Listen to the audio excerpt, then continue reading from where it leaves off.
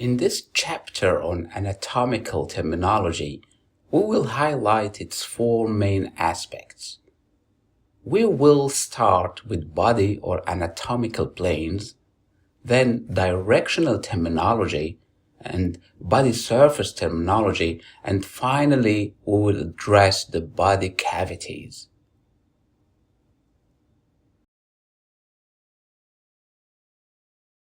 Body planes are hypothetical geometric planes used to divide the body into sections.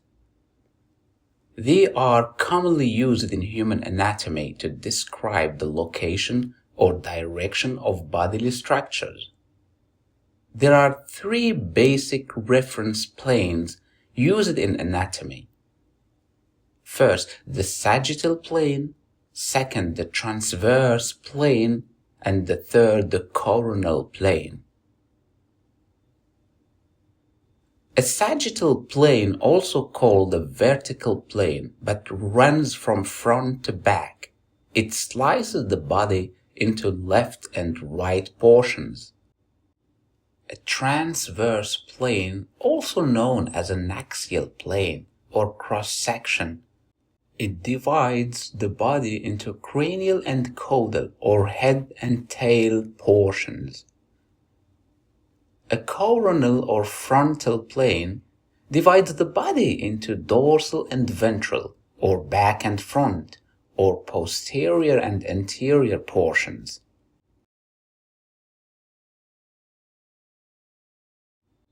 This is a side view of the body planes. It will make things clearer and facilitate their understanding. Body planes have several uses within the anatomy field, including in medical imaging, descriptions of body motion, and embryology.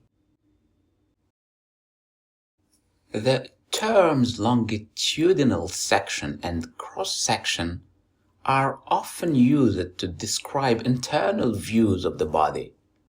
A lengthwise slice along the long axis of a structure produces a longitudinal section. This view of the heart is an example of longitudinal section. A cross-section is produced by a slice perpendicular to the long axis of structure. For example, a cut across a blood vessel yields a cross-section view, as you can see from the picture before you.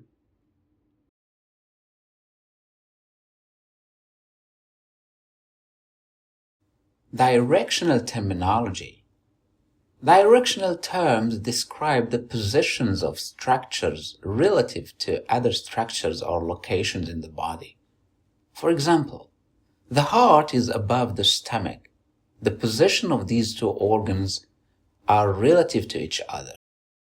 It can be expressed as either the heart is superior to the stomach or the stomach is inferior to the heart. So this is what is meant by relative relationship. Most directional terms are Latin style and therefore can be built from word parts. Directional terms consist of a word root and an adjective which is a suffix, usually ik like in otic, or ear like in inferior, or al as in medial. Let's now go through all of these directional terms. From the table before you, the term anterior means ventral or pertaining to the front. Posterior refers to dorsal or pertaining to the back.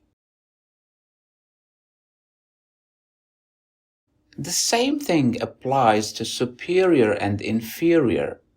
The former means pertaining to above, while the latter means pertaining to below.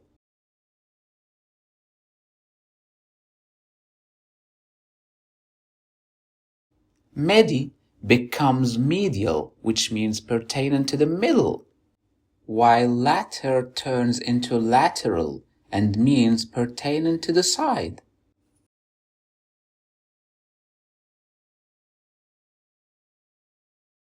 The word root proxim becomes proximal when the suffix "al" is added and means pertaining to the nearest. The same rule applies to dist.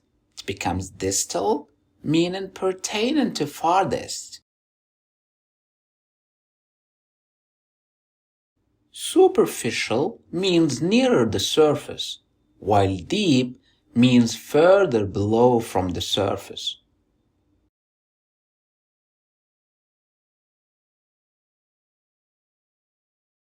The prone position, it is a term meaning to lie face down.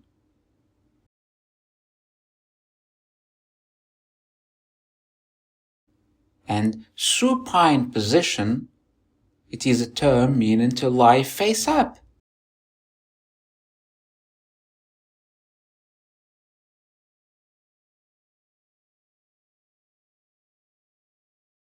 Let's now move to the terminology related to the body surface.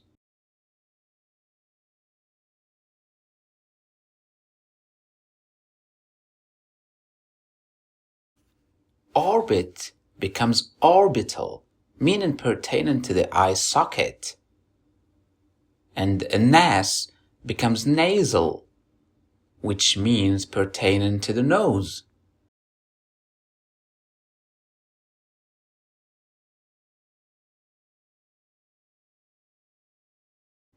Ot becomes otic, pertaining to the ear. Or oral, pertaining to the mouth.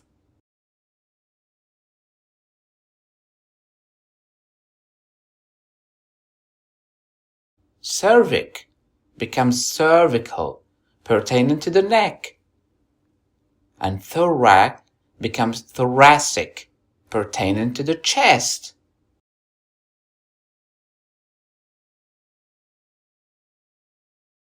Stern, sternal, meaning pertaining to breastbone. Brachial means pertaining to the arm.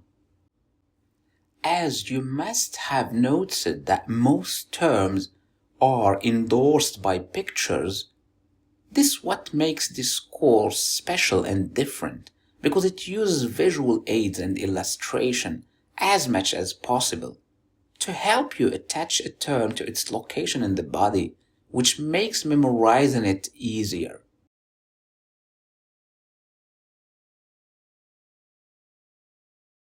Antecubital means pertaining to the area in front of the elbow. Abdominal meaning pertaining to the abdomen.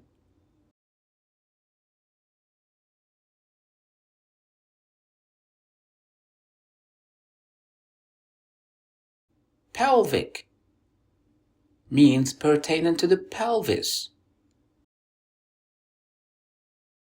Inguinal means pertaining to the groin. And genital means pertaining to the genitals.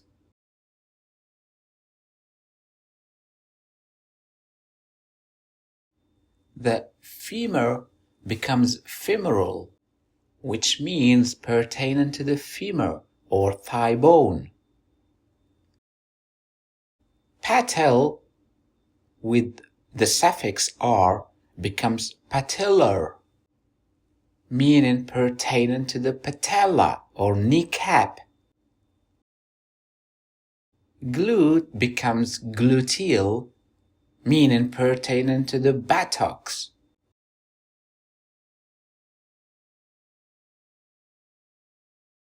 Vertebral means pertaining to the backbone. Scapule becomes scapular, means pertaining to the shoulder blade.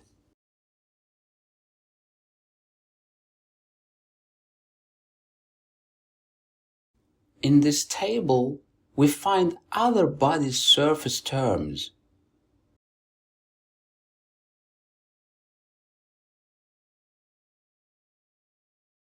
For example, axillary means the underarm area. Palmar refers to the palm of the hand. Plantar refers to the sole of the foot.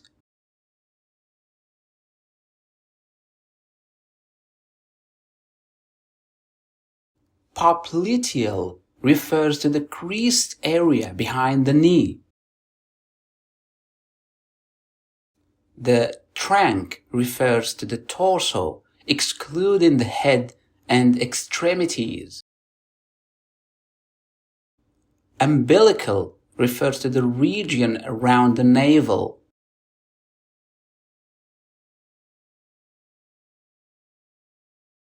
Now let's move to the last part of the anatomical terminology. It is the body cavities. The cavities or spaces of the body contain the internal organs or viscera. The two main cavities are called the ventral and dorsal cavities. For the ventral cavity, the ventral is the larger cavity and is subdivided into two parts, the thoracic cavity and the abdominopelvic cavity. These two cavities are separated by the diaphragm, which is a dome-shaped respiratory muscle.